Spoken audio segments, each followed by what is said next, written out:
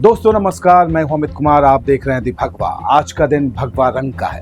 आज का दिन शौर्य के तिलक का है। आज का दिन वीरता की एक नई गाथा आने वाली पीढ़ियों को बताने का है। आज का दिन इतिहास में सबको याद रहने वाला है, क्योंकि आज जो कुछ हुआ वो पहले कभी नहीं हुआ था।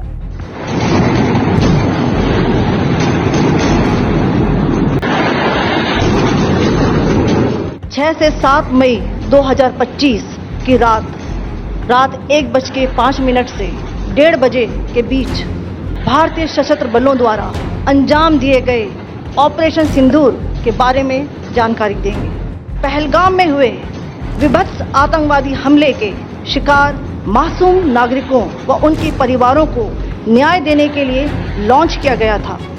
इस कार्रवाई में 9 टेररिस्ट कैंप्स को टारगेट किया गया और पूरी तरह से इसे बर्बाद किया गया। पहलगाम में आतंकवादियों ने जिस तरह निर्दोष लोगों की हत्याएं की, उसके बाद अब हिंदुस्तान ने पहलगाम हमले का पाकिस्तान पर एयर स्ट्राइक कर बड़ा बदला ले लिया है। पूरी दुनिया इस वक्त भारत की तरफ देख रही है। पूरी दुनिया ये जानना चाहती है कि क्या भारत आगे भी इस तरह के कदम उठाने वाला है। तो वहीं हिंदुस्तान ने कहा है कि हमने बहुत ही संयम के साथ सिर्फ उन्हीं ठिकानों पर कार्रवाई की जहां आतंकवादियों के होने या फिर उनके ट्रेनिंग कैंप या फिर उनके संगठन के लोगों के मौजूदगी की बातें थी। आपको यह भी स्मरण होगा कि 25 अप्रैल 2025 को संयुक्त राष्ट्र सुरक्षा परिषद ने पहलगाम आतंकवादी हमले पर एक प्रेस वक्तव्य जारी किया था, जिसमें आतंकवाद के इस निंदनीय कार्य के अपराधियों, आयोजकों, फाइनेंसरों और प्रायोजकों को जवाबदेह ठहराने और उन्हें न्याय के दायरे में लाने की आवश्यकता पर जोर दिया गया था। भारत की आज की इस कार्रवाई को इसी संदर्भ में देखा जाना चाहिए। आपको याद होगा कि पहलगाम में जब 22 अप्रैल को आतंकवादियों ने हमला किया था, तो वहां निर्दोषों की हत्या के बाद आतंकवादियों ने एक बात कही थी। आतंकवादियों ने मारे गए लोगों के परिजनों से कहा था कि जाकर मोदी को बता देना।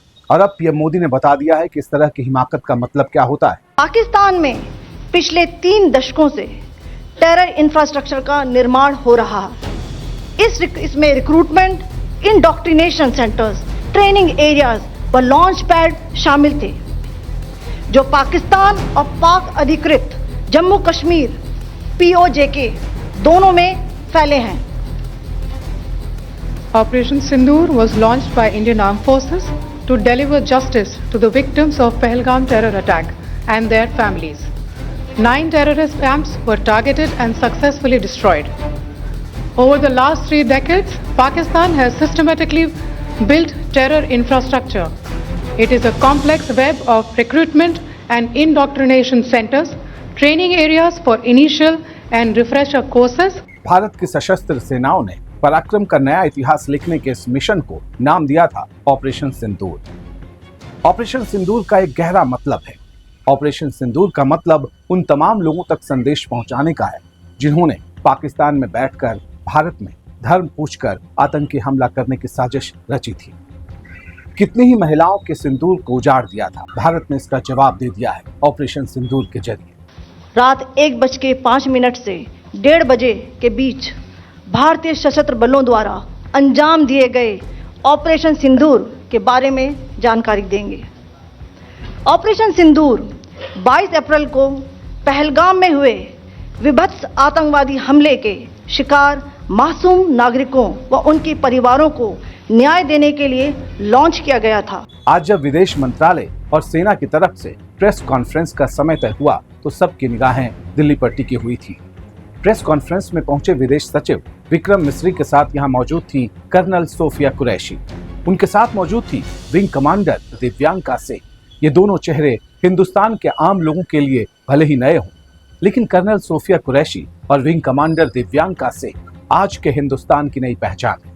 देवियों और सज्जनों, मैं कर्नल सोफिया कुरैशी और मेरे साथ विंग कमांडर व्योमिका सिंह आज आपको 6 से 7 मई 2025 की रात 1:05 से 1:30 बजे के बीच भारतीय सशस्त्र बलों द्वारा अंजाम दिए गए ऑपरेशन सिंदूर के बारे में जानकारी देंगे। It must be said that the Indian Armed Forces are fully prepared to respond to Pakistani misadventures, if any, that will escalate this situation. इन्होंने बताया कि कैसे 9 ठिकानों को चुना गया। इन्होंने विस्तार से बताया कि आखिर इन ठिकानों के पहले और बाद की स्थिति क्या रही। एक एक सबूत सामने रखे। मुजफ्फराबाद यह एक जैश ए मोहम्मद का स्टेजिंग एरिया है। यह हथियार, विस्फोटक और जंगल सर्वाइवल ट्रेनिंग का केंद्र भी था। बरनाला कैंप बिम्बर ये LOC से 9 किलोमीटर दूर है। यहाँ पर हथियार, हैंडलिंग, IED व जंगल सर्वाइवल का प्रशिक्षण केंद्र था। अब्बास कैंप कोटली यह LOC से 13 किलोमीटर दूर है। लश्कर तौयबा का फिदाइन यहाँ तैयार होता था। पहलगाम हमले के बाद प्रधानमंत्री मोदी ने पहले ही कह दिया था कि हमला ऐसा होगा कि गुनहगारों को इसकी कल्पना भी नहीं होगी, और कुछ वैसा ही हुआ।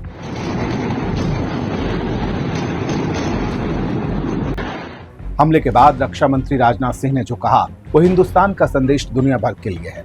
रक्षा मंत्री राजनाथ सिंह ने कहा कि हम भगवान हनुमान के आदर्शों पर चलते हैं। इसी वजह से दुश्मनों पर हमले के दौरान किसी भी आम नागरिक को निशाना नहीं बनाया गया। सेना ने सटीकता, सतर्कता और संवेदनशीलता के साथ कार्रवाई की है।